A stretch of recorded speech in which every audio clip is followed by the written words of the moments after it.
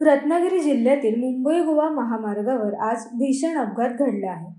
भोसते घाटाच्या पायथ्याशी भरधाव वेगाने जाणाऱ्या कंटेनरने समोर आलेल्या 3 चारचाकी आणि एका दुचाकीला जोरदार धडक दिली. या अपघातात Mahindra pickup, Tata Nexon, Swift Dzire आणि एक दुचाकीचा समावेश असून गाड्यांचे मोठ्या प्रमाणात नुकसान झाले आहे. विशेष म्हणजे स्विफ्ट डिझायरचा कारचा अक्षरशः चेंदामेंदा झाला आहे. सुदैवाने या कारमधून प्रवास करणारे 2 जण बचावलेत, मात्र त्यांना दुखापत झाली आहे.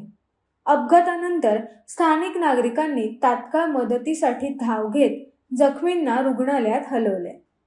कंटेनरमधून केमिकल सदृश्य द्रव पदार्थ बाहेर सांडल्याने परिसरात घबराट पसरली होती. दरम्यान अपघातामुळे महामार्गावर काही काळ वाहतूक कोंडीही निर्माण झाली होती. पोलिसांनी घटनास्थळी धाव घेत परिस्थिती नियंत्रणात आणली आहे.